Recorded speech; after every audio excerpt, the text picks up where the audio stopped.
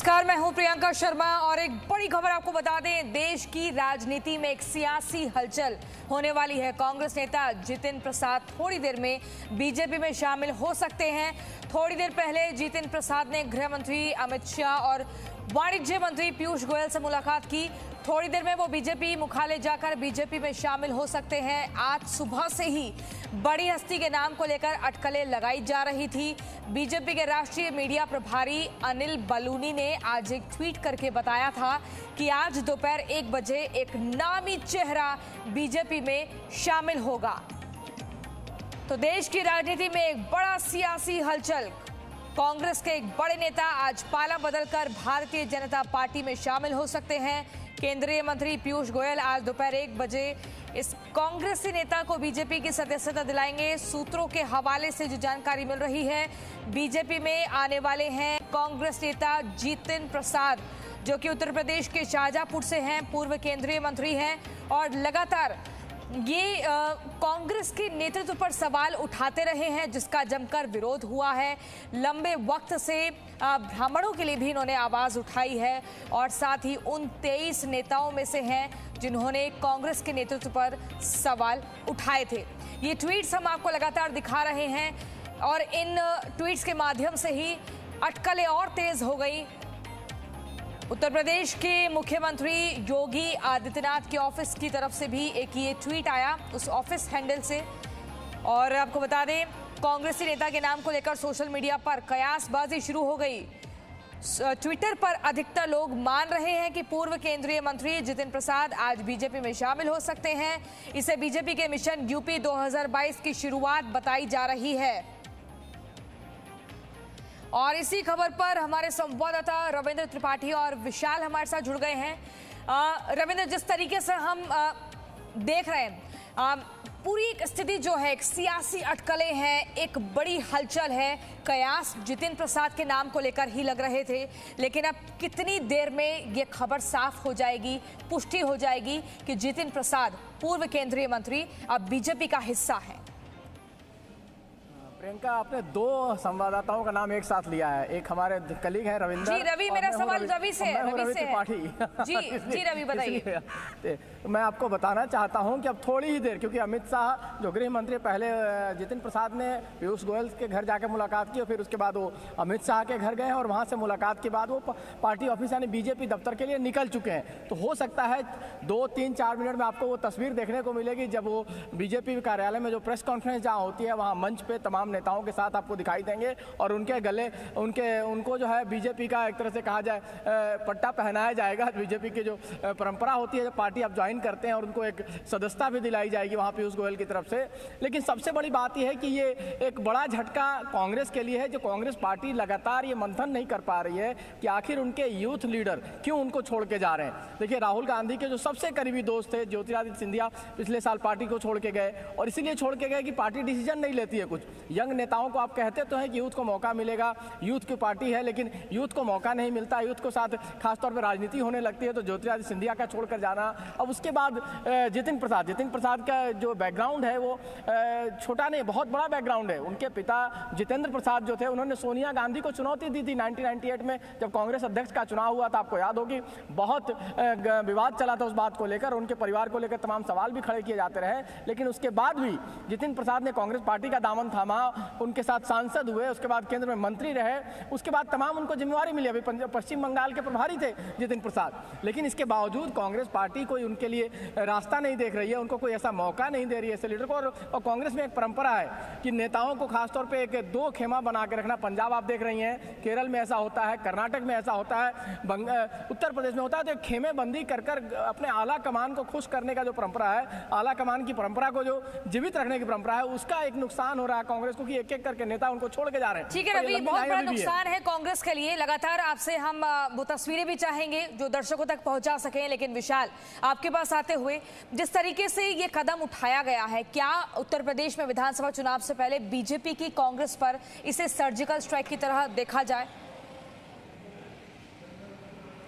देखिए प्रियंका, उत्तर प्रदेश में लगभग 12 से 14% ब्राह्मण वोट बैंक है और बीजेपी को जो लगातार फीडबैक मिलता रहा पिछले कुछ सालों में, खास तौर पर मध्य यूपी और पूर्वी यूपी में ब्राह्मणों की कुछ नाराजगी बीजेपी के प्रति दिखाई दी थी। अब बीजेपी उस वोट बैंक को पूरी तरह से अपने पाले में रखने के लिए इस कवायद को शुरू कर रही है। और जितिन प्रसाद क्योंकि शाहजहांपुर से आते हैं, धौरहरा से लोकसभा के सांसद रह चुके हैं, तो जितिन प्रसाद ब्राह्मणों में एक बड़ा नाम बताया जाता है। हालांकि इनका जनाधार भले ही लखनऊ और उसके आसपास के जिलों में, चाहे शाहजहांपुर, हरदोई या इस इलाके में माना जाए, लेकिन एक सियासी मैसेज जरूर यहां पर दिया जा रहा है बीजेपी की तरफ से जितिन प्रसाद को शामिल कराकर। क्योंकि जितिन प्रसाद अब तक इस उम्मीद में बैठे हुए थे कि उत्तर प्रदेश में कांग्रेस अध्यक्ष को कांग्रेस बदलेगी और उसमें उनका नाम आ सकता है। लेकिन जब उन्हें यह पता चला कि जितिन प्रसाद की बजाय प्रमोद तिवारी या जो बनारस से पूर्व के सांसद रह चुके हैं कांग्रेस से, राजेश मिश्रा, उनको कांग्रेस से जिम्मेदारी दे सकती है, उसके बाद से वो बीजेपी नेताओं के संपर्क में आ गए थे और अब जितिन प्रसाद बीजेपी में शामिल होने जा रहे हैं। बीजेपी की पूरी कोशिश ये है कि एक सियासी मैसेज ये दिया जा सके उत्तर प्रदेश में कि हम उन सभी लोगों को अपने साथ जोड़ रहे हैं जो कि उपेक्षित हैं और जिनका थोड़ा बहुत भी जनाधार उत्तर प्रदेश में अलग अलग इलाकों में है। हालांकि जब सुबह से ये खबर आई तो बहुत से लोग कयास लगा रहे थे ये कौन नेता होगा, लेकिन उत्तर प्रदेश में जो सियासी हलचल पर नजर रखते हैं उन लोगों ने बताया कि इस पे ज्यादा मंथन करने की जरूरत नहीं, क्योंकि यूपी में कांग्रेस के नेता ही कहां बचे हैं। 2-3 नाम है, एक जितिन प्रसाद चले जाएंगे, 1-2 नाम और कांग्रेस के उत्तर प्रदेश में सिर्फ बचेंगे और इसलिए यूपी में कांग्रेस के लिए, खासतौर पर प्रियंका गांधी के लिए एक बड़ा चैलेंज है। जो प्रियंका गांधी जब यूपी आती हैं तब तो कांग्रेस में कुछ थोड़ा बहुत दमखम दिखाई देता है, जब प्रियंका गांधी यूपी से दिल्ली चली जाती है तो कांग्रेस बिल्कुल शून्य हो जाती है। तो जो सीधी लड़ाई यहां पर भी बंगाल की तरह बीजेपी बनाम सपा की दिखाई देगी, उसमें कांग्रेस कहीं ना कहीं बिल्कुल बाहर दिखती हुई नजर आ रही है फिलहाल, अगर उनके इतने हैवीवेट नेता उनकी पार्टी को छोड़कर बीजेपी में जा रहे हैं। प्रियंका, ठीक है विशाल, लगातार आपसे और भी चीजों को जानेंगे, लेकिन रवि त्रिपाठी, जिस तरीके से उन 23 नेताओं में जितिन प्रसाद का भी नाम है जिन्होंने कांग्रेस के नेतृत्व पर सवाल उठाए थे और लगातार ब्राह्मणों के हक में भी उन्होंने आवाज बुलंद की है, जिसमें कि ब्राह्मा चेतना संवाद में भी वो एक लगातार आगे दिखे, लेकिन उससे पार्टी ने किनारा कर लिया था और पार्टी में उनके हर कदम का जमकर विरोध भी किया गया। बिल्कुल बिल्कुल सही कह रही हैं आप कि 2017 में विधानसभा जब चुनाव थे उत्तर प्रदेश के, उस वक्त से ही, उसके बाद 2019 लोकसभा चुनाव के समय में भी जितिन प्रसाद का इंपॉर्टेंस इसलिए है कि वो बड़े जनाधार वाले नेता नहीं हैं, लेकिन उन्होंने ब्राह्मण जो बेरोजगार युवक हैं, नौजवान हैं, उनको लेकर तमाम कार्यक्रम चलाए और हर जिले में जाकर, उत्तर प्रदेश के तमाम जिलों में जाकर उन्होंने ब्राह्मण युवाओं की एक टीम बनाई है। इस वजह से उनका इंपॉर्टेंस है क्योंकि ब्राह्मण युवाओं को संपर्क में रहे हैं और लगातार ब्राह्मण युवाओं के रोजगार को उनको प्रमोट करने की बात करते रहे हैं, तो ऐसे फेस का इस्तेमाल आप कर सकते हैं।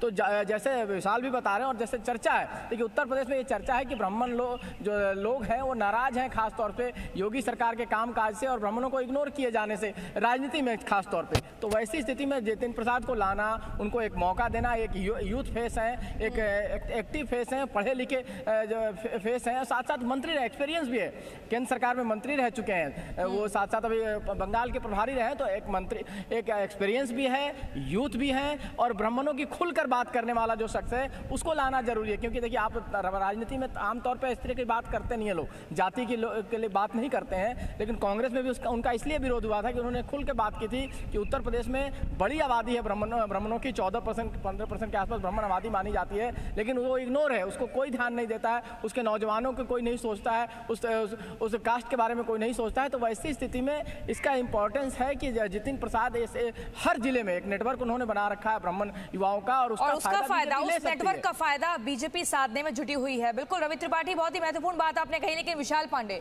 जिस तरीके से नाराजगी ब्राह्मणों के भीतर बीजेपी को लेकर दिख रही है उत्तर प्रदेश में, अब उस खोई हुई जमीन को या उस नाराजगी को दूर करने के लिए जितिन प्रसाद को कहीं ना कहीं पार्टी में शामिल किया जा रहा है। लेकिन माना जा रहा था कि राम मंदिर एक ऐसा मुद्दा हो सकता है जो विधानसभा चुनाव में उस मुद्दे पर ही ये पूरी फाइट रहेगी, लेकिन जितिन प्रसाद से कितना फायदा और बीजेपी को मिल सकता है और कांग्रेस के लिए कितना बड़ा नुकसान है? देखिए, अगर आप वोट बैंक के लिहाज से देखेंगे तो जितिन प्रसाद से उतना फायदा बीजेपी को शायद ना दिखाई दे, लेकिन जितिन प्रसाद एक बड़ा नाम है, एक बड़ा चेहरा है और ऐसा ब्राह्मण चेतना संवाद वो पिछले 2 साल से चला रहे थे। लॉकडाउन में वो वर्चुअल तरीके से जिलों से जुड़ रहे थे। जितिन प्रसाद के नाम का प्रयोग बीजेपी जरूर करेगी, यह मैसेज देने के लिए कि आज की तारीख में अगर कांग्रेस से कोई नाराज हो रहा है उनका बड़ा नेता, तो यूपी में वो बीजेपी की तरफ ही आ रहा है, और खास तौर पर पूर्वी यूपी और मध्य यूपी में, क्योंकि जो ब्राह्मणों की नाराजगी है सबसे ज्यादा बीजेपी के प्रति वो इसी इलाके में है, जो हाल फिलहाल के चुनावों में भी दिखी है। कई जगह ऐसे रहे, चाहे वो पूर्वी यूपी में कई बड़े नेताओं का गढ़ आप कह सकते हैं बीजेपी के, वहां पर भी ब्राह्मणों की नाराजगी दिखी है। और हाल फिलहाल में जो बैठकें बीजेपी ने ली हैं, चाहे बीएल संतोष लखनऊ आए थे या दिल्ली में जो बैठक हुई है, इन सब बैठकों में संघ संगठन के बीच इस बात की चर्चा जरूर हुई कि आखिरकार कमी कहां पर रह जा रही है। यूपी के डिप्टी सीएम हैं डॉक्टर दिनेश शर्मा, वो भी ब्राह्मण हैं, लेकिन वो उतना सक्रिय नहीं रह पाते हैं जिस उम्मीद के साथ उनको यूपी में बनाया गया था, और सक्रियता बहुत जरूरी है, नहीं बढ़ पाई। तो जो एक रविंद्र कुमार भी हमारे संवाददाता हमारे साथ जुड़ गए हैं। रविंद्र, जिस तरीके से लगातार ये बताया जा रहा है कि जो ब्राह्मणों की नाराजगी है उसको दूर करना चाह रही है बीजेपी, ब्राह्मणों में एक संदेश देना चाहती है जितिन प्रसाद को अपने पाले में लाकर, लेकिन क्या जितिन प्रसाद की तरफ से कोई प्रतिक्रिया सामने आई है? क्योंकि 2019 की अगर बात करें तब भी अटकलें यही थी कि कांग्रेस को छोड़ सकते हैं, तो उस पर जितिन प्रसाद ने कहा था कि काल्पनिक सवालों के जवाब मैं नहीं दे सकता। अभी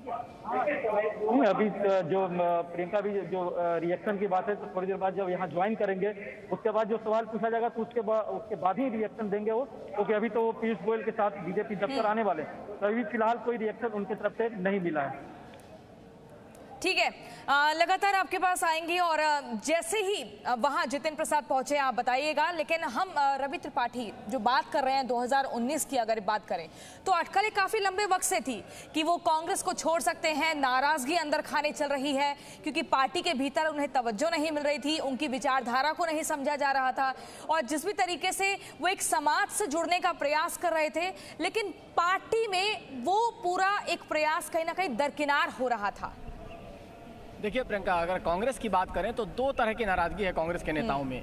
एक नाराजगी यह है कि कांग्रेस में उनको भविष्य नहीं दिखाई देता है अपना, उनको लगता है कि कांग्रेस पार्टी में रहकर आगे हम करेंगे क्या, क्योंकि धीरे धीरे कांग्रेस पार्टी सिकुड़ती जा रही है, राष्ट्रीय लेवल पर सिकुड़ती जा रही है, राज्य लेवल पर सिकुड़ती जा रही है। आप आपने बंगाल का रिजल्ट देखा, आपने केरल का रिजल्ट देखा, आपने पौंडीचेरी का रिजल्ट देखा, तमाम राज्यों में कांग्रेस जो सिमटती जा रही है, आसाम का रिजल्ट देखा। तो एक भविष्य जब नजर नहीं आ, राजनीति में कोई भी आता है तो ये सोच के आता है कि आज नहीं तो कल कम से कम मौका तो मिलेगा, कम से कम मुख्यमंत्री बनेंगे, मंत्री बनेंगे, तो ये उम्मीद खत्म होती जा रही है कांग्रेस में। तो इस वजह से कांग्रेस के नेता यहाँ से चले जा रहे हैं। और दूसरा, नेताओं की बात नहीं सुनना। आप देखिए G23 गुलाम नबी आजाद जो विपक्ष के नेता, मतलब जो संसद में विपक्ष के नेता हैं, उनकी बात नहीं सुनी जा रही, वो नाराज हैं। नंबर 2 आनंद शर्मा, उनकी बात नहीं सुनी जा रही है। तो ये इतने बड़े नेता ये मानते हैं कि कोई पार्टी में सुनने वाला नहीं है। सोनिया गांधी, राहुल गांधी और प्रियंका गांधी का 3 बड़ा नाम तो रख दिया गया है, लेकिन अगर अपनी बात किसी के पास रखनी है कि पार्टी में ये दिक्कतें हैं, कोई अध्यक्ष का चुनाव हो, परमानेंट अध्यक्ष चुनाव के लिए देखिए आप लंबे समय से 2019 के बाद जब राहुल गांधी ने इस्तीफा दिया तब से लेकर आज तक सोनिया गांधी को कंटिन्यू किया जा रहा है कि भाई सोनिया गांधी रहेंगी और देखा जाएगा चुनाव कब होगा, कांग्रेस पार्टी का चुनाव कब होगा। राहुल गांधी सब कुछ करते हैं लेकिन अध्यक्ष कब बनेंगे इसकी कोई चर्चा नहीं है। ठीक है, इस वजह से देखिए तस्वीरें हम दिखा रहे हैं। रवि त्रिपाठी, मैं आपको यहाँ रोकना चाहूंगी, लगातार हम आपसे और जानकारी जुटाएंगे, लेकिन ये तस्वीरें हम दिखा रहे हैं, बीजेपी मुख्यालय में पहुंचे हैं जितिन प्रसाद, और अब से कुछ देर में तस्वीर पूरी साफ होगी। जितिन प्रसाद के जरिए ब्राह्मणों की जो वोट है उसको साधने का प्रयास कर रही है क्या बीजेपी, एक बड़ा सवाल यही है। लेकिन ये तस्वीरें जो बता रही हैं बहुत हद तक तस्वीर साफ कर रही है। थोड़ी ही देर में वो क्षण भी होगा जो हम आपको दिखाएंगे जब जितिन प्रसाद भाजपा का यानी कि भारतीय जनता पार्टी का वो पट्टा पहनेंगे, वो साफा पहनेंगे और सदस्यता ग्रहण करेंगे पार्टी की, क्योंकि काफी वक्त से नाराजगी चल रही थी। ठीक है, इन्हीं तस्वीरों के बीच हमारे संवाददाता विशाल पांडे भी लगातार हमारे साथ जुड़े हुए हैं। विशाल, राजनीतिक गलियारों से खबर ये भी है कि जब से यूपी में प्रियंका गांधी वाड्रा सक्रिय हुई हैं तभी से जितिन प्रसाद को जो है साइडलाइन किया जा रहा है। कई बड़े कार्यक्रम भी हुए लेकिन जितिन प्रसाद को उतनी तवज्जो नहीं दी गई। देखिए प्रियंका, इसके दो कारण सबसे महत्वपूर्ण है। एक तो जो जनाधार के नेता थे जिनका कुछ अपना वजूद था, उनको कांग्रेस ने यूपी में बिल्कुल हाशिए पर कर दिया जब से प्रियंका गांधी सक्रिय हुई। उसमें जितिन प्रसाद भी शामिल थे, उसमें प्रमोद तिवारी भी शामिल हैं जो कि एकमात्र बड़े नेता और यूपी में कांग्रेस के बचे हैं। इसके अलावा उसमें राजेश मिश्रा आते हैं, प्रदीप जैन आदित्य आते हैं, ऐसे तमाम बड़े नाम हैं। उसमें आप सलमान खुर्शीद को भी जोड़ सकते हैं। ये नेता आपको इन दिनों कहीं भी सक्रिय दिखाई नहीं देंगे। यूपी में कांग्रेस ने सक्रिय किया अजय सिंह लल्लू को, जिनको कांग्रेस का यूपी का अध्यक्ष बनाया, इमरान प्रताप गढ़ी को जो कि शायर थे उनको माइनॉरिटी का चेयरमैन बनाया। तो इन सब नेताओं के जरिए प्रियंका गांधी चुनाव लड़ना चाहती थी, लेकिन प्रियंका गांधी और जो उनके सलाहकार, उनकी टीम थी, वो सिर्फ इंटरनेट के जरिए, सोशल मीडिया के जरिए हमारी प्रियंका दीदी हैशटैग ट्वीट कराकर उसको ट्रेंड कराकर वो यहाँ का चुनाव लड़ना चाहते हैं, जो कि बिल्कुल जमीन से कटे हुए हैं। और यही कारण है कि अब उनके नेता कांग्रेस से कटते जा रहे हैं। अगर जितिन प्रसाद जैसा बड़ा नाम कांग्रेस छोड़कर अब बीजेपी में जा रहा है, बीजेपी दफ्तर पहुंच चुका है, तो ये प्रियंका गांधी के लिए भी बहुत चिंता का विषय होगा, क्योंकि अभी सिर्फ जितिन प्रसाद ही नहीं, हमारे पास एक ऐसी लंबी लिस्ट है जिनकी जानकारी। विशाल, आपके पास आएंगे। इस वक्त की बड़ी खबर आपको बता रहे, केंद्रीय मंत्री पीयूष गोयल से मिले हैं जितिन प्रसाद, थोड़ी देर में बीजेपी में शामिल होंगे। ये कुर्सियां आप देख रहे हैं जिसमें अब से कुछ देर बाद जितिन प्रसाद भी दिखेंगे, और यहाँ पर ये जो खाली कुर्सियां हैं इस पर जितिन प्रसाद होंगे बीजेपी के बड़े कद्दावर दिग्गज नेताओं के साथ। यूपी में 10% ब्राह्मण वोट का पूरा एक हिस्सा जितिन प्रसाद के पूरे हक में है, और यूपी के नाराज ब्राह्मणों को जितिन प्रसाद से साधने में बीजेपी को मदद मिलेगी। रविंद्र कुमार हमारे संवाददाता लगातार हमारे साथ बने हुए। रविंद्र, ये जो कुर्सियां हमें खाली दिख रही हैं, अब से कुछ देर बाद यहाँ पर कौन कौन दिख सकता है? देखिए, जो कुर्सियां खाली है, 3 कुर्सियां हैं जिस पर पीयूष गोयल, जितिन प्रसाद और संभावना है कि अनिल बलूनी, ये तीनों क्योंकि मीडिया प्रमुख है, ये तीनों यहाँ पर बैठेंगे। और सबसे पहले जो परिचय होगा, उसके बाद ज्वाइनिंग होगी, और ज्वाइनिंग का एक फार्मूला है बीजेपी का कि उनको सदस्यता जो दी जाती है, जो 5 रुपए का रसीद दिया जाएगा, उसके बाद उनको क्या हिला रहे हो? रविंद्र, तो आपका फ्रेम थोड़ा ठीक होना जरूरी है। आपके पास दोबारा से आएंगे, कुछ तकनीकी दिक्कत हो गई है, लेकिन रवि त्रिपाठी और विशाल पांडे हमारे साथ जुड़े हुए हैं दिल्ली और लखनऊ से। रवि, जिस तरीके से तमाम बिंदु हैं, तमाम चीजें हैं, अगर सिलसिलेवार तरीके से हम देखें तो पश्चिम बंगाल विधानसभा चुनाव के दौरान भी लिस्ट में देरी पर भी जितिन प्रसाद नाराज हो गए थे, और तब वो कांग्रेस के राज्य प्रभारी थे। बिल्कुल, देखिए, आप नाराजगी स्वाभाविक है कि जिस तरह से कांग्रेस पार्टी का लिस्ट नहीं आना, राहुल गांधी ने प्रचार ही नहीं किया, मतलब एक तरह से बंगाल में एक रैली की और उसके बाद उन्होंने कोरोना वाले के बाद उन्होंने ऐलान कर दिया कि मैं रैली नहीं करूंगा देश की स्थिति को देखते हुए, कोरोना की स्थिति को देखते हुए। लेकिन 5 फेज तक राहुल गांधी आए ही नहीं, प्रियंका गांधी आए ही नहीं, सोनिया गांधी आए ही नहीं। आप किसी राज्य का प्रभारी किसी शख्स को बना रहे हैं और उसके बाद पूरी पार्टी उसको छोड़ दे रही है एक तरफा। आपको चुनाव कैसे लड़ना है, क्या होना है, बड़े नेता का आना नहीं है, किसी का कोई सहयोग नहीं मिल रहा है, तो वैसी स्थिति में खाली जितिन प्रसाद नहीं, आप अगर अधीर रंजन चौधरी की बात करें तो वो भी खासे नाराज हैं। जिस तरह से अधीर रंजन चौधरी को अकेला छोड़ दिया गया प्रदेश अध्यक्ष बना के, आप वो भी लोकसभा में पार्टी के नेता हैं, वहाँ एक उनका एक नाम होता है, और खासतौर पर मुर्शिदाबाद जो इलाका है, मालदा है, जिसमें 3-4 सीटें आती है, उसमें उनका दबदबा होता था, और आज साफ हो गया वो इलाका। पार्टी ने कहीं ना कहीं एक तरफा आप वॉक ओवर देते जा रहे हैं हर स्टेट में। आपको ये लग रहा है, जैसे दिल्ली में आपने देखा होगा, दिल्ली में अरविंद केजरीवाल जब चुनाव लड़ रहे थे 2015 में, और उस समय लग रहा था कि कांग्रेस अगर लड़ती है तो बीजेपी को फायदा हो सकता है, तो कांग्रेस ने एक तरह से वॉक ओवर दे दिया कि बीजेपी को हराना है। कांग्रेस का टारगेट अपने आप को बनाना नहीं है। ठीक है रवि, आपके पास आएंगे। रविंद्र कुमार हमारे साथ जुड़े हुए हैं। रविंद्र, आवाज मिल रही है? तो लाइव तस्वीरें देखिए, केंद्रीय मंत्री पीयूष गोयल पहुंच चुके हैं मित्रों, आप सभी और का यहाँ स्वागत पर है। जितिन प्रसाद भी दिख रहे हैं। तो अब पूर्ण विराम लग गया है उन कयासों पर, जो लगातार ये माने जा रहे थे कि जितिन प्रसाद की जो मुलाकात हो रही है इसको किस तरीके से देखा जाए। पीयूष गोयल से मिले हैं, उसके बाद पार्टी मुख्यालय पहुंचे हैं, तो क्या आज बीजेपी की सदस्यता ले लेंगे? अब उन पर पूर्ण विराम लग गया है, ये तस्वीरें बता रही हैं। आप उत्तर प्रदेश से आते हैं और भारतीय जनता पार्टी की नीति हमारे माननीय प्रधानमंत्री जी नरेंद्र मोदी जी के नेतृत्व से प्रभावित होकर भारतीय जनता पार्टी के परिवार में शामिल हो रहे हैं। हम आपका स्वागत करते हैं।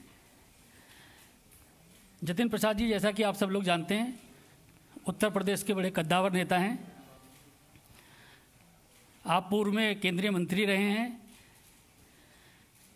कांग्रेस संगठन में कई विभिन्न पदों में आपने कार्य किया है। आपके पिताजी स्वर्गीय जितेंद्र प्रसाद जी उत्तर प्रदेश के बहुत बड़े नेता रहे हैं। हम आपका स्वागत करते हैं भारतीय जनता पार्टी में। और मैं आदरणीय पीयूष गोयल जी जो आज हमारे मध्य हैं, उनसे मैं आग्रह करता हूं कि वह श्री जतिन प्रसाद जी को पार्टी की सदस्यता दिलाएं और पार्टी की सदस्यता की पर्ची उनको सौंपें। साथ बीजेपी में शामिल होते हुए ये तस्वीरें आप देख रहे हैं। आदरणीय पीयूष गोयल जी बुके देके आपका स्वागत करें।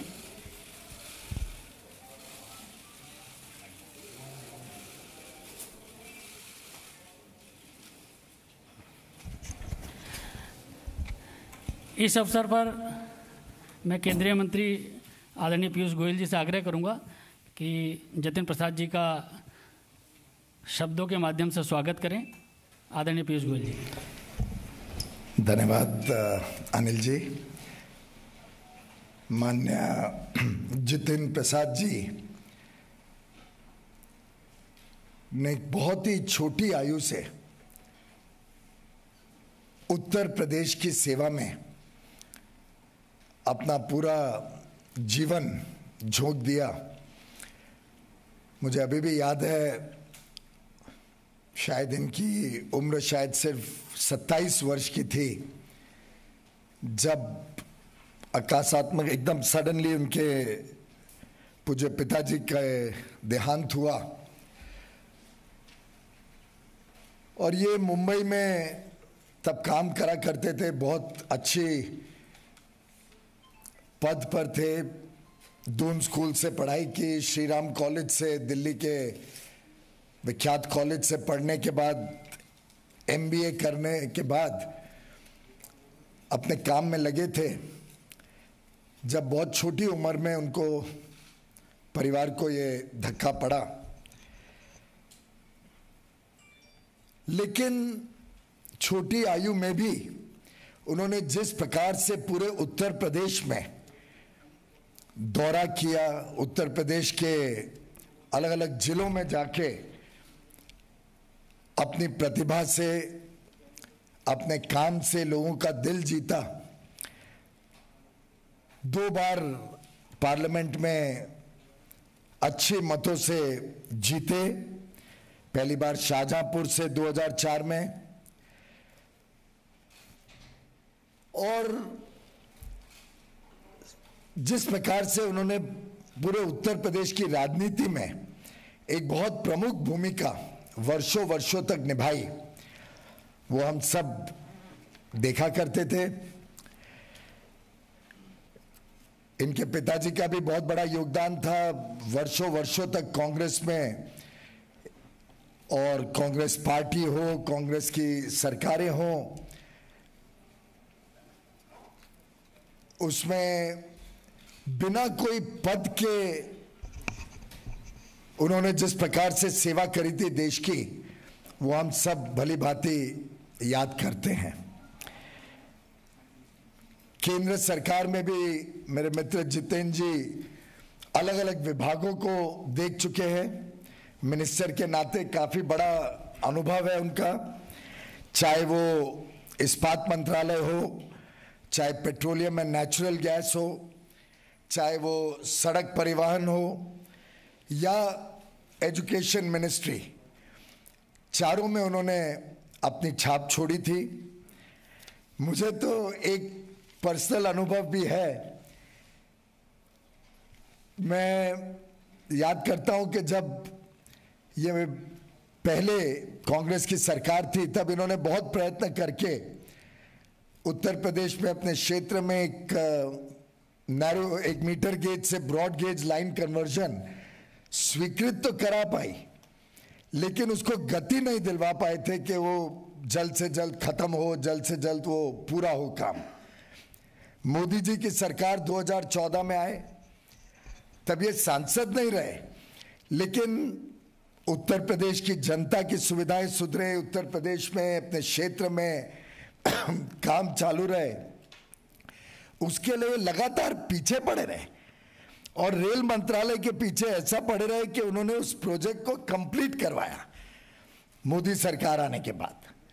तो एक प्रकार से ऐसे युवा नेता, जमीन से जुड़े हुए नेता, लोकप्रिय नेता और जिनकी प्राथमिकता समाज सेवा रही हो, जिनको देश के प्रति प्रेम हो, ऐसे एक बहुत ही कद्दावर नेता, जैसे अनिल जी ने कहा, उत्तर प्रदेश की राजनीति में जिनका बहुत बड़ी भूमिका आगे मैं देख पा रहा हूं, ऐसे श्री जितेंद्र प्रसाद जी हम सबको आज हमारी पार्टी के साथ, प्रधानमंत्री नरेंद्र मोदी जी के नेतृत्व के साथ, श्री जेपी नड्डा जी की अध्यक्षता में भारतीय जनता पार्टी में जुड़ रहे हैं। मैं इनका तहे दिल से स्वागत करता हूं और मुझे विश्वास है कि इनके आगमन से पार्टी को भी बल मिलेगा और जितेंद्र प्रसाद जी को देश सेवा, समाज सेवा के लिए एक अच्छा मौका मिलेगा। जितेंद्र जी, आप भी कुछ कहना चाहें? बहुत बहुत धन्यवाद आदरणीय पीयूष गोयल जी, आपने जो मेरे बारे में जो वक्तव्य रखा। अनिल बलूनी जी, आपका भी धन्यवाद। सर्वप्रथम तो मैं आज के इस दिन भारतीय जनता पार्टी के राष्ट्रीय अध्यक्ष श्री जेपी नड्डा जी, इस देश के यशस्वी प्रधानमंत्री आदरणीय नरेंद्र मोदी जी, इस देश के कर्मयोगी गृह मंत्री आदरणीय अमित शाह जी और समस्त भारतीय जनता पार्टी नेतृत्व का मैं धन्यवाद अर्पित करता हूं कि उन्होंने आज इस भारतीय जनता पार्टी परिवार में मुझे सदस्यता और सम्मान दिया है। और ये मेरे राजनीतिक जीवन का एक नया अध्याय शुरू हो रहा है। जैसे कि आप जानते हैं, मेरा कांग्रेस पार्टी से 3 पीढ़ियों का साथ रहा है। तो ये महत्वपूर्ण निर्णय जो मैंने लिया है, बहुत विचार मंथन और सोच के बाद मैं इस फैसले पे पहुंचा हूं। और सवाल ये नहीं है आज कि मैं किस दल को छोड़ के आ रहा हूं, मगर सवाल ये है कि किस दल में जा रहा हूं और क्यों जा रहा हूं। ये मैंने पिछले कुछ वर्षों से, 8-10 सालों से महसूस किया है अपने अनुभव में, राजनीतिक जीवन में, लोगों से मिलके भ्रमण करके देश भर में, कि अगर आज कोई इस देश में असली माने में कोई राजनीतिक दल है जो संस्थागत इंस्टीट्यूशनल दल है, वो भारतीय जनता पार्टी है। बाकी दल तो व्यक्ति विशेष और क्षेत्र के हो गए, मगर राष्ट्रीय दल के नाम पे अगर आज भारत में कोई दल है तो भारतीय जनता पार्टी है। और जिस चुनौतियां और परिस्थितियों से हमारा देश और विदेश में भी, हमारी सीमाओं पे भी जो चुनौतियों का सामना कर रहा है, उसके लिए अगर आज इस देश हित में कोई दल और कोई नेता सबसे उपयुक्त और मजबूती के साथ खड़ा है देश हित में, तो भारतीय जनता पार्टी और प्रधानमंत्री नरेंद्र मोदी जी हैं। ये जो दशक है, ये भी मैंने एक वक्तव्य सुना था प्रधानमंत्री जी का, कि निर्णायक होगा भारत के लिए और आने वाली पीढ़ियों के लिए। भारत विश्व पटल पे क्या भूमिका निभाएगा, वो यहाँ सरकार तय करेगी और नेतृत्व तय करेगा। और प्रधानमंत्री जी रात दिन भारत की सेवा में निस्वार्थ लगे हुए हैं। हम देखते आए हैं, हमने चुनौतियों का सामना भी किया, जनता ने हमें दरकिनार भी किया है। तो हम जानते हैं कि उनके प्रति देश की भावना क्या है प्रधानमंत्री जी के प्रति, और वो जो नए भारत का निर्माण कर रहे हैं उसमें मुझे भी एक सदस्यता जो आज मैंने ग्रहण की है भारतीय जनता पार्टी की, एक योगदान छोटा सा करने का भारत के प्रति, भारत की जनता की आने वाली पीढ़ियों के प्रति करने का अवसर मिलेगा। ये मैंने विचार करके इस निर्णय पे पहुंचा। कल्याणकारी योजनाएं तो प्रधानमंत्री जी ने की हैं, जो गांव-गांव हम देखते हैं, चाहे विद्युतीकरण हो, शौचालय हो, गैस योजना हो, तमाम उन गरीबों का ध्यान रखा है और उन लोगों का ध्यान रखा है जो असली में ज़रूरतमंद है। और दूसरा कारण ये भी है कि जिस दल में मैं था, मुझे ये महसूस होने लगा कि हम लोग राजनीति में हैं और राजनीति एक माध्यम है, दल भी माध्यम है। अगर आप अपने लोगों के हितों की रक्षा नहीं कर सकते, उनके लिए काम नहीं आ सकते, तो आपका राजनीति और उस दल से में रहने में क्या औचित्य है। तो यही मेरे मन में, और चाहे वो देश हित हो, चाहे वो प्रदेश हो, चाहे वो जिला हो, अगर आप अपने लोगों के उपयोग नहीं आ सकते, उनके सहायता के लिए आप मौजूद नहीं हो सकते और आपके इस लायक नहीं हैं कि आप अपनी जनता के हितों की रक्षा कर पाएं, तो वो मुझे महसूस होने लगा कि मैं वो कांग्रेस पार्टी में नहीं कर पा रहा हूँ। भारतीय जनता पार्टी वो माध्यम बनेगा, वो सशक्त संगठन, देशव्यापी इतना संगठन, इतना मजबूत नेतृत्व जो आज देश को ज़रूरत है। मैं इस वक्त ज़्यादा बोलना नहीं चाहता, मेरा काम बोलेगा। मैं धन्यवाद देना चाहता हूँ सभी मेरे उन कांग्रेसजनों का जिनका मुझे आशीर्वाद मिला और साथियों का इतने वर्ष तक। मगर अब मैं समर्पित एक, गोयल जी आप सब जानते हैं, आपका धन्यवाद दूंगा। एक कार्यकर्ता के रूप में भारतीय जनता पार्टी के मैं कार्य करूंगा और वही उद्देश्य, सबका विकास और सबका साथ, जो उद्देश्य है एक भारत और श्रेष्ठ भारत का, वो लेके एक कार्यकर्ता के रूप में मैं काम करूंगा। बहुत बहुत धन्यवाद आप सभी लोग। धन्यवाद। एक मिनट, अभी आप इसके बाद माननीय राष्ट्रीय अध्यक्ष जी से भी मुलाकात करेंगे और पूर्व केंद्रीय मंत्री जितिन प्रसाद भारतीय जनता पार्टी में शामिल हो गए हैं। केंद्रीय मंत्री पीयूष गोयल ने जितिन प्रसाद को पार्टी में शामिल करवाया और वही तस्वीरें आपको दिखा रहे हैं जिसमें जितिन प्रसाद ने पार्टी का आभार व्यक्त किया और साथ ही कहा कि अब वो खुद नहीं बोलना चाहते बल्कि उनका काम बोलेगा। ज्योतिरादित्य सिंधिया के बाद कांग्रेस सांसद राहुल गांधी की टीम से एक और बेहद अहम विकेट गिरा है। कांग्रेस नेता और पूर्व केंद्रीय मंत्री जितिन प्रसाद आज भारतीय जनता पार्टी में शामिल हो गए हैं। केंद्रीय मंत्री पीयूष गोयल ने जितिन प्रसाद को पार्टी में शामिल करवाया। उत्तर प्रदेश चुनाव से पहले ये एक बड़ा सियासी उलटफेर है। जितिन प्रसाद को बीजेपी में शामिल कराने के बाद केंद्रीय मंत्री पीयूष गोयल ने कहा कि यूपी की राजनीति में जितिन प्रसाद की भूमिका अहम होने वाली है। वहीं जितिन प्रसाद ने कहा कि मैंने 7 से 8 साल में अनुभव किया कि असल मायने में कोई संस्थागत राजनीतिक दल है तो वो भारतीय जनता पार्टी है, बाकी दल तो व्यक्ति विशेष और क्षेत्र के हो गए हैं।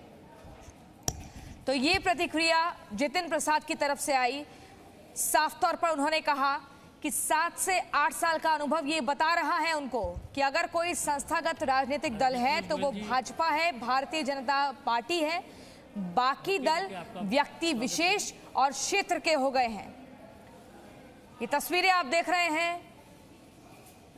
जितिन प्रसाद ने कहा कि ज्यादा नहीं बोलूंगा, मेरा काम बोलेगा। एक बार आपको फिर से सुनवा देते हैं क्या कुछ कहा। ये मेरे जीवन, राजनीतिक जीवन का एक नया अध्याय शुरू हो रहा है। जैसे कि आप जानते हैं, मेरा कांग्रेस पार्टी से 3 पीढ़ियों का साथ रहा है। तो ये महत्वपूर्ण निर्णय जो मैंने लिया है, बहुत विचार मंथन और सोच के बाद मैं इस फैसले पे पहुंचा हूं। और सवाल ये नहीं है आज कि मैं किस दल को छोड़ के आ रहा हूं, मगर सवाल ये है कि किस दल में जा रहा हूं और क्यों जा रहा हूं। ये मैंने पिछले कुछ वर्षों से, 8-10 सालों से महसूस किया है अपने अनुभव में, राजनीतिक जीवन में, लोगों से मिलके, भ्रमण करके देश भर में, कि अगर आज कोई इस देश में असली माने में कोई राजनीतिक दल है जो संस्थागत इंस्टीट्यूशनल दल है, वो भारतीय जनता पार्टी है। बाकी दल तो व्यक्ति विशेष और क्षेत्र के हो गए, मगर राष्ट्रीय दल के नाम पे अगर आज भारत में कोई दल है तो वो भारतीय जनता पार्टी है।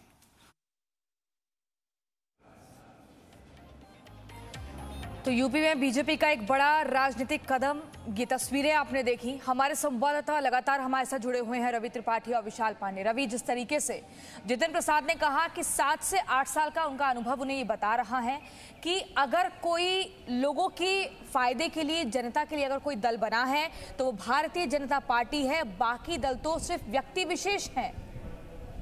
बिल्कुल बिल्कुल, देखिए ये नाराजगी है और ये सीधे तौर पर राहुल गांधी, सोनिया गांधी और प्रियंका गांधी को एक मैसेज है कि आपकी पार्टी अब राष्ट्रीय पार्टी भी नहीं बची है। आप एक परिवार की पार्टी हो गई हैं, आप क्षेत्रीय पार्टी की तरह रोल निभा रहे हैं और अपने लोगों को रोक के नहीं रख पा रहे। देखिए बड़ी बात इसमें यह है कि जिस तरह से बीजेपी अपने कांग्रेस से आए लोग, चाहे बाहर से जो लोग आते हैं, उनको अपनाती है, उनको मौका देती है। इससे एक उम्मीद जगी है। हेमंता बिस्वा शर्मा, देखिए हेमंता बिस्वा शर्मा बीजेपी में आए, 5 सालों मंत्री रहे और आज 5वें साल में उनको मुख्यमंत्री बनाया पार्टी ने, एक मौका दिया। आज पार्टी छोड़कर शुभेंदु अधिकारी बंगाल में देखिए वो टीएमसी छोड़कर बीजेपी में आए, लड़ाई लड़ी उन्होंने, भले पार्टी हार गई लेकिन वो चुनाव जीते, उन्होंने ममता बनर्जी को हराया, उनको विपक्ष का नेता बनाया। आज वो प्रधानमंत्री से मिल रहे हैं, उनको इतनी तवज्जो दी जा रही थी। जिस पार्टी में तवज्जो आपको मिल रही है, मौका आपको मिल रहा है और दूसरी तरफ आपकी पार्टी आपको दरकिनार कर रही है, आपकी बातों को सुना नहीं जा रहा है, आपको कहीं ना कहीं एक मैसेज दे दिया था कि G23 के लोग हैं और ये बागी लोग हैं। तो वैसी स्थिति में एक कांग्रेस अपने लोगों को छोड़ती जा रही है और बीजेपी, कांग्रेस हो या तमाम जो राजनीतिक दल है, उनको अपने में ले आकर उनको अपनाती जा रही है। इस वजह से ऐसे नेता जो यूथ लीडर है, उनको अपना भविष्य बीजेपी में दिखाई देने लगा है और साथ साथ उनको लगता है कि यहाँ मौका मिल सकता है, अगर मैं यहाँ काम करूंगा, अगर परफॉर्म करूंगा तो यहाँ मौका मिलेगा। तो बिल्कुल मौका नहीं मिला काम करने का। रविंद्र कुमार हमारे साथ जुड़े हुए हैं। रविंद्र, जिस तरीके से जितिन प्रसाद ने कहा कि अब वो खुद कुछ नहीं बोलना चाहते, उनका काम बोलेगा, यानी कि काम करने का मौका नहीं दिया गया। देखिए, ये कोई भी पार्टी किसी बड़ी पार्टी को छोड़ के आता है तो कहीं ना कहीं इस तरह के आरोप जरूर लगते हैं। 10 साल ये मंत्री रहे हैं यूपीए सरकार में और उसके बाद 10 साल ऑपोजिशन में रहे हैं, तो जाहिर सी बात है ऑपोजिशन में पार्टी के लिए ही काम करेंगे, बहुत बड़ी देश सेवा तो कर नहीं सकते हैं। लेकिन बात यह है कि उनको तवज्जो कांग्रेस में नहीं मिला, जो वो चाहते थे वो वहाँ पर पूरा नहीं हो पा रहा था। और सियासी नेता हैं, सियासी दल में अगर रहते हैं और आगे उनको उस पार्टी में भविष्य नहीं दिख रहा है या नेतृत्व से कोई टकराव है, तो कहीं ना कहीं विकल्प ढूंढने का, और उनको बेहतर विकल्प बीजेपी लगा, क्योंकि 2022 में विधानसभा चुनाव है, वहाँ से वो विधानसभा चुनाव के टिकट उम्मीदवार बनेंगे, तय मान के चलिए, वहाँ से वो विधायक बनेंगे। अगर बीजेपी आती है तो वहाँ पर वो मंत्री भी बन सकते हैं। तो कहीं ना कहीं अपनी जो महत्वाकांक्षा है वो पूरा करना सबसे बड़ा एक काम होता है किसी भी ऐसे बड़े चेहरे के लिए, जो हकीकत है, जो ज़मीनी हकीकत होता है। बोलने को तो होता है कि पार्टी में काम करने को नहीं मिला, पार्टी में, इस पार्टी में आकर हम बहुत बड़ा काम करेंगे, लेकिन हकीकत ये है कि महत्वाकांक्षा होता है, सियासी महत्वाकांक्षा, वो इस दल में उनको दिखाई दे रहा और उन्होंने बीजेपी ज्वाइन किया। जहाँ तक आगे चलकर क्या होगा, तो जैसा कहा कि एक आप देखिए कि यूपी में कलराज मिश्रा के बाद कोई ऐसा ब्राह्मण चेहरा नहीं रहा, बड़ा चेहरा नहीं रहा। अगर वहाँ दिनेश शर्मा हैं तो जनाधार वाले नहीं, युवा नेता हैं श्रीकांत शर्मा, तो अभी उनको काफ़ी वक्त लगेगा। एक चेहरा है ये जो ब्राह्मण भी है और जाना पहचाना है, जनाधार हो चाहे नहीं, तो बीजेपी उनको यूज कर सकती है कि ब्राह्मण चेहरे के तौर पर। और जो एक मतभेद की बातें आती है वहाँ पर ठाकुर और ब्राह्मण का, ठीक है। लेकिन रविंद्र, जिस तरीके से कांग्रेस पार्टी की राष्ट्रीय महासचिव प्रियंका गांधी वाड्रा यूपी में अपनी पैठ जमाने के लिए लगातार वहाँ सक्रिय दिख रही हैं, ऐसे में राहुल गांधी और प्रियंका गांधी के लिए कितना बड़ा ये झटका है? देखिए, राहुल गांधी के लिए से ज़्यादा प्रियंका वाड्रा के लिए है, क्योंकि प्रियंका गांधी पूरे फोकस अगर है तो उनका यूपी पर रहा है।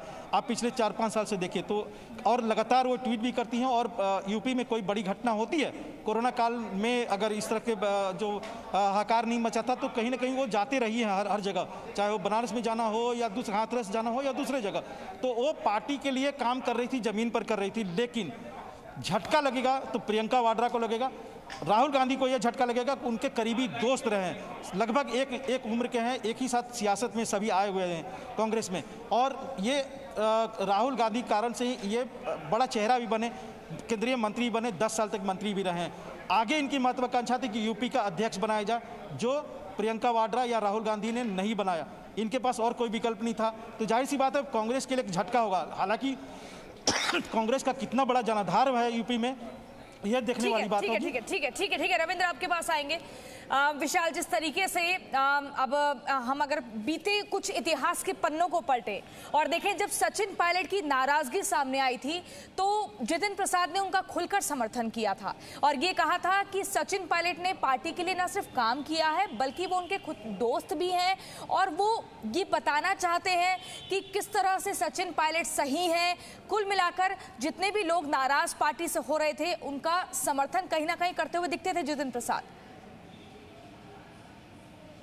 देखिए, जितिन प्रसाद की नाराजगी बहुत पहले से ही थी, बस वो एक अच्छे विकल्प की तलाश में थे और वो इस चीज़ पर ही मंथन कर रहे थे किस पार्टी के साथ जाए। जितिन प्रसाद को यूपी कांग्रेस का अध्यक्ष नहीं बनाया गया। अभी आने वाले दिनों में भी जो बदलाव होना है कांग्रेस के संगठन में, उसमें भी उनको संकेत मिल रहे थे कोई विशेष जगह नहीं मिलने वाली है उत्तर प्रदेश में। प्रियंका गांधी यहाँ पर खुद सक्रिय है और कांग्रेस उन्हीं के चेहरे को आगे करते हुए यहाँ पर चुनाव लड़ रही है। अगर आप पश्चिम में सहारनपुर से लेकर आप इधर गोरखपुर और बनारस तक देखेंगे तो गिने चुने नेता ही कांग्रेस के आज के दिन बचे हुए हैं। इमरान मसूद सहारनपुर में है, राशिद अल्वी अमरोहा में है, प्रमोद तिवारी प्रतापगढ़ में, जितिन प्रसाद शाहजहांपुर में थे और इसी तरह से राकेश सचान फतेहपुर। मुश्किल से 10 से 15 बड़े चेहरे बचे हुए थे, जिनमें से अब कुछ नाराज होकर जा रहे हैं, कुछ नाराजगी की श्रेणी में आ चुके हैं जो कि आने वाले दिनों में कांग्रेस छोड़ सकते हैं। मैं एक नेता के पास यहाँ लखनऊ में बैठा था जो कांग्रेस के थे, उनका यह कहना था कि हमारे पास आज की तारीख में 100 सीटों पर प्रत्याशी भी नहीं है टिकट मांगने वाले। तो किस तरह से कांग्रेस यहां पर चुनाव लड़ रही थी और 2017 का जो विधानसभा चुनाव हुआ था उसमें एक छोटे से दल, अपना दल से भी कम सीटें कांग्रेस जीती थी उत्तर प्रदेश के विधानसभा चुनाव में।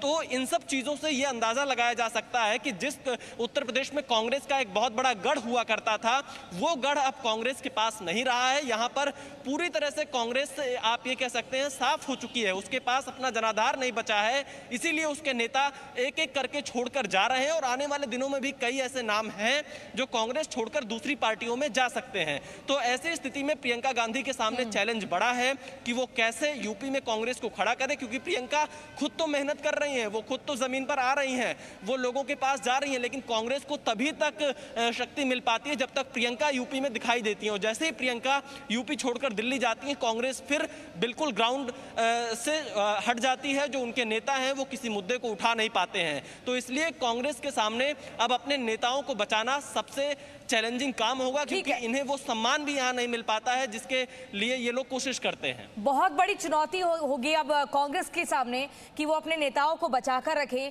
उन्हें दूसरी पार्टी में जाने से रोक सके, क्योंकि रवि त्रिपाठी, देखिए पार्टी के भीतर कई लोग नाराज भी हैं, उनकी नाराजगी दूर करने का प्रयास भी नहीं हो रहा है, लेकिन अब गिने चुने ही नाम बचे हैं। अब एक एक करके अगर सभी ऐसे चले जाएंगे तो बहुत बड़ा एक नुकसान पार्टी को झेलना पड़ेगा आगामी विधानसभा चुनाव में। एक आपने कहावत सुनी होगी और चाहे एक वाक्य है कि बिछड़े सभी बारी बारी, तो कांग्रेस पार्टी की इसी बात का इंतजार कर रही है और ये कांग्रेस की परंपरा में लिखा जाएगा कि एक एक करके सब उनसे बिछड़ते चले गए। जैसा मैंने एग्जाम्पल दिया हेमंता बिस्वा शर्मा का, आपको याद कीजिए कि हेमंता बिस्वा शर्मा ने 2016 में चुनाव के बाद जो आरोप लगाए थे कांग्रेस पर कि कांग्रेस की जो लड़ाई थी असम की, उसके लिए जब राहुल गांधी से मिलने आए तो बातचीत के दौरान जब वहाँ बातचीत चल रही तो राहुल गांधी किसी नेता से बात नहीं कर रहे थे, चाहे वो गोगोई साहब जो चीफ मिनिस्टर थे उनकी न बातों को सुन रहे थे, न विपक्ष के जो उनके एंटी में जो कांग्रेस के नेता जो उनका दूसरा खेमा था उनसे बात नहीं कर रहे थे। राहुल गांधी अपने कुत्ते से बात कर रहे थे, कुत्ते को बिस्किट खिलाने में बिजी थे। उसी बात का हवाला देकर हिमंता बिस्वा ने पार्टी छोड़ी कि पार्टी के नेतृत्व को हमारी बात को सुनने का समय ही नहीं है, चाहे तवज्जो ही नहीं दी जाती है। अभी आप G23 देखिए, गुलाम नबी आजाद, आनंद शर्मा, शशि थरूर, मनीष तिवारी, ये जितिन प्रसाद, इसे तमाम लिस्ट है और बड़े बड़े नेता हैं जो कि जिनका जनाधार हो ना हो लेकिन पार्टी के ने इनको नेता बनाया है। 40 साल राजनीति की, लगातार मंत्री रहे, विपक्ष के नेता रहे, तमाम राज्यों के प्रभारी रहे। उन नेताओं को आप दरकिनार कर रहे हैं और उनका वैल्यू आप नहीं करेंगे तो ऑब्वियस है कि छोड़ के जाएंगे। और मैंने बार बार कहा कि देखिए, राजनीति में आदमी भविष्य के लिए राजनीति करता है कि भविष्य में कुछ मिलेगा, तो भविष्य लग रहा है कि किसी भी नेता को कांग्रेस को उसको कांग्रेस में भविष्य नहीं दिखाई देता है, उज्जवल तो इस दूसरी पार्टी में जाता है। बिल्कुल जितिन प्रसाद को बीजेपी में लग रहा है कि रविंद्र, जिस तरीके से अगर उत्तर प्रदेश की हम बात कर रहे हैं, वहां 11% ब्राह्मण वोटर हैं और बीजेपी के पास इस वर्ग को साधने का एक बड़ा चेहरा अब तक कहीं दिख नहीं रहा था, उसकी एक कमी थी। और पिछले 1.5-2 साल से लगातार जितिन प्रसाद उसी कवायद में जुटे हुए हैं कि उन ब्राह्मणों को साधा जाए। दूसरी तरफ अगर कांग्रेस की बात करें तो ब्राह्मण, दलित, मुस्लिम, इन सबको जोड़कर वो चुनाव लड़ने की तैयारी में थी। लेकिन जो शंख बजा जितिन प्रसाद का, अब वो प्रसाद जो है वो बीजेपी को मिलता दिख रहा है। बिल्कुल, आप देखिए कि जितिन प्रसाद यंग हैं, युवा हैं, और अगर बीजेपी में रहते तो सालों तक वो सियासत कर सकते हैं यहाँ पर। क्योंकि अगर ब्राह्मण की बात करें, अगर किसी पर्टिकुलर कास्ट की बात करें, तो बीजेपी में खासकर यूपी में कद्दावर नेता या कद्दावर चेहरा अभी ब्राह्मणों का नहीं है। जैसा कि मैंने पहले भी कहा कि कलराज मिश्र के जाने के बाद वैसा चेहरा अभी नहीं बना। 2017 में नरेंद्र मोदी प्रधानमंत्री के चेहरे पर चुनाव लड़ा गया और वहाँ उस समय कास्ट बैरियर सारा टूट गया था। 2022 में अपोजिशन इस कवायद में है कि कास्ट बैरियर को और बढ़ाया जाए, जिससे कि बीजेपी को वहाँ पर मुश्किल हो। और इसमें आप देखिए कि पिछले 2-3 साल से ब्राह्मणों को एक खास मकसद से ये प्रचारित किया जा रहा है कि ब्राह्मण वहाँ पर नाराज है, ब्राह्मण वहाँ नाराज है, क्योंकि ठाकुर योगी आदित्यनाथ सीएम है, इसलिए ब्राह्मण वहाँ पर नाराज है, ब्राह्मणों को इग्नोर कर रहे हैं। तो अगर इस परसेप्शन को तोड़ना है तो जितिन प्रसाद या कोई ब्राह्मण चेहरा को आगे करना पड़ेगा। उससे ब्राह्मणों के बीच में एक बहुत बड़ा समीकरण बढ़ेगा नहीं, लेकिन परसेप्शन जरूर टूटेगा कि ये कह सकते हैं कि बीजेपी ब्राह्मणों को भी तवज्जो दे रही है। आप देखिए कि दिनेश शर्मा जैसा बहुत बड़े जनाधार वाले नहीं, ऐसा चेहरा नहीं है।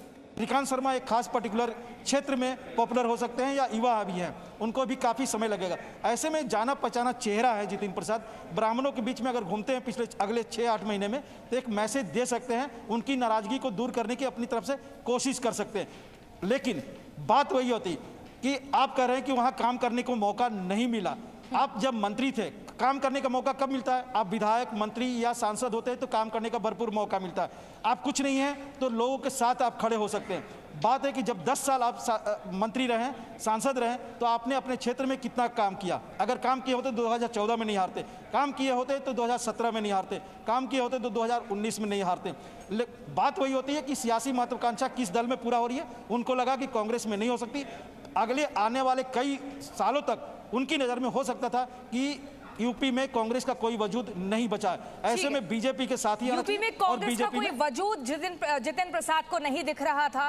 लेकिन विशाल पांडे, जिस तरीके से अगर हम पार्टी की बात करें तो सोशल मीडिया पर, अगर ट्विटर की बात करें तो उस पर ये प्रतिक्रिया भी आ रही है कि वो जननायक नहीं बन पाए। अगर किसी और कार्यकर्ता को इतने पदों से नवाजा गया होता तो पार्टी को, कांग्रेस पार्टी को मजबूती मिली होती।